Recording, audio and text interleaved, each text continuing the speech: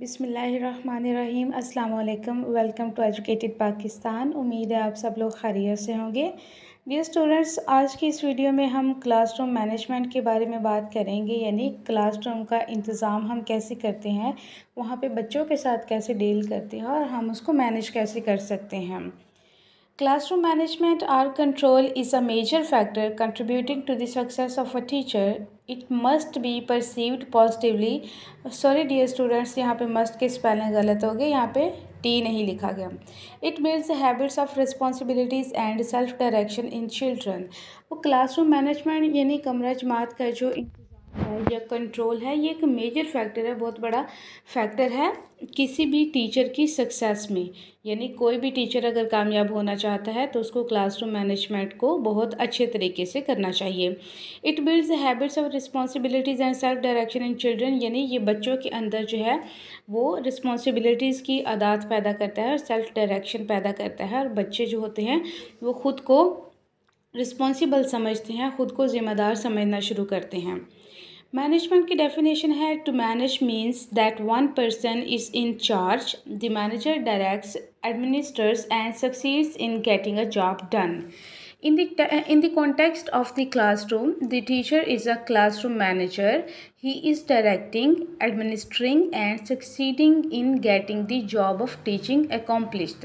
यानी टीचर जो है ये यहाँ पे क्या है, एक क्लासरूम जो मैनेजर है वो क्लासरूम को मैनेज कर रहा है, डायरेक्ट कर रहा है, एडमिनिस्टर कर रहा है एंड सक्सेसफुल हो रहा है अपनी टीचिंग के बारे में। यानी क्लासरूम मैनेजमेंट अगर बहुत अच्छे तरीके से उसने की है तो वो बच्चों को पढ़ाने में और उसके जो गोल्स हैं टीचिंग के बारे में उनको हासिल करने में वो कामयाब हो जाता है। ये सारा कुछ हमें मैनेज करने से ही आता है। Children must be cooperative with the teacher. अब इस माहौल में जो बच्चे हैं, जो स्टूडेंट है, वो टीचर के साथ कोऑपरेटिव होने चाहिए। Without their cooperation the adversary environment relationship develops between the class and the teacher, यानी अगर बच्चे कोऑपरेट नहीं करते तो टीचर और स्टूडेंट्स के दरमियान जो रिलेशनशिप है वो पॉजिटिव नहीं रहते, अच्छे नहीं रहते, क्लैशेस होते हैं। It causes tense atmosphere in the classroom. Even the smallest issue can become a major confrontation between the teacher and the class. Even के अगर बच्चों के और टीचर के दरमियान में कोऑपरेटिव बिहेवियर नहीं है तो कोई भी छोटा सा इशू जो है वो बहुत बड़ा इशू बन सकता है। इसलिए क्लासरूम मैनेजमेंट बहुत ही ज़्यादा ज़रूरी है, जिसमें बच्चे भी टीचर के साथ कोऑपरेट करें और टीचर भी बच्चों के साथ कोऑपरेट करें। अब क्लासरूम मैनेजमेंट को हम कंट्रोल भी कह सकते हैं, इसके लिए ये टर्म भी यूज़ होती है। This term is often use for classroom management. Control implies restaurant, regulation and the direct use of power. यानी क्लासरूम मैनेजमेंट के लिए कंट्रोल की टर्म भी यूज़ की जाती है, जिसको रेस्ट्रेंट भी कहा जाता है, रेगुलेशन भी कहा जाता है and direct use of power भी कहा जाता है।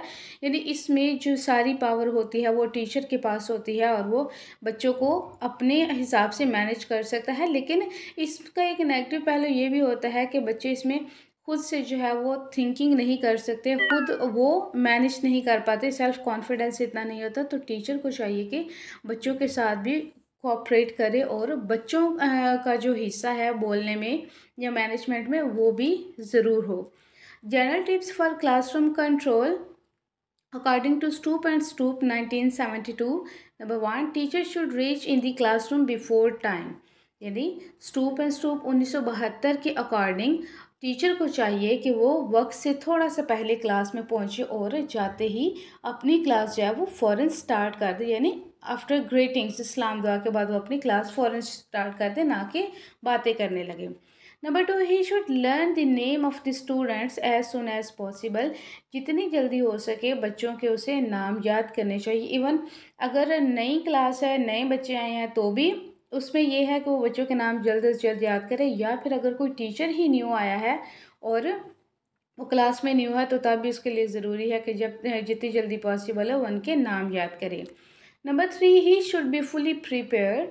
टीचर को जो है वो अच्छी तरह से तैयार होना चाहिए अपने लेसन के बारे में। इवन फिज़िकली भी उसे अपनी तैयारी वो अच्छी रखनी चाहिए, यानी उसकी ड्रेसिंग अच्छी होनी चाहिए, उसके जूते अच्छे होने चाहिए और वो लगे कि वो एक टीचर है।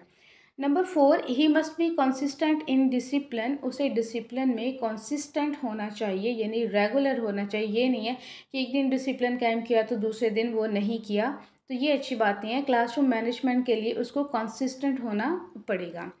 Number 5, always be with them friendly fair and firm, बच्चों के साथ जो है फ्रेंडली फेयर और फर्म होना चाहिए। Number 6, if any student challenges you don't take it personally, अगर कोई भी बच्चा आपको चैलेंज करता है तो उसको अपनी ज़ात पे मत लें, उसको इग्नोर करें और किसी और तरीके से उसको जवाब दें। Number 7, is a child is misbehaving, ask a direct question, look straight in his eyes, follow another question if necessary, अगर कोई बच्चा आपसे बदतमीज़ी करता है तो उससे डायरेक्ट क्वेश्चन पूछें, उसकी आंखों में देखें और अगर ज़रूरी हो तो उससे कोई और सवाल भी पूछें। यानी ये ज़रूरी है कि अगर टीचर बच्चे की आंखों में आंखें डाल के देख रहा है तो बच्चे को थोड़ा सा उसका डर भी होना चाहिए। Number 8, in the beginning of the new class be strict with them, अगर क्लास नहीं है तो उनके साथ थोड़ा सा सख्त रवैया रखें, यानी बहुत ज़्यादा उनके साथ फ्री होने की ज़रूरत नहीं है। Number 9, praise your students eight their success, अपने बच्चों को जो कि अच्छा काम कर रहे हैं, इनवली बहुत अच्छा भी नहीं कर रहे तो भी उनको प्रेज़ करें ताकि उनमें कॉन्फिडेंस आए और वो ज़्यादा बेहतर काम करें। Number 10, when class seems to be restless, start some type of action games as to keep classroom healthy, और अगर लगे कि क्लासरूम में बेचैनी फैल रही है, बच्चों का दिल नहीं लग रहा पढ़ने में या वो बोर हो रहे हैं, उनको लेक्चर समझ नहीं आ रहा, तो ज़रूरी है कि आप वहाँ पे कोई भी गेम स्टार्ट करें ताकि क्लासरूम का माहौल जो है वो हेल्दी रहे और बच्चे अटेंटिव होकर बैठें।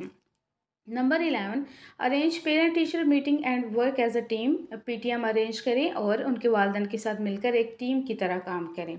Number 12, make sure the children are succeeding in their class, इस बात को यकीनी बनाएं कि जो बच्चे हैं वो क्लास में कामयाब हो रहे हैं, यानी आप जो उनको काम दे रहे हैं वो उनको अच्छी तरह से समझ आ रहा है और वो घर जाके भी कर रहे हैं। तो होप सो डियर स्टूडेंट्स, आप लोगों को क्लासरूम मैनेजमेंट की अच्छी तरह से समझ आ गई होगी।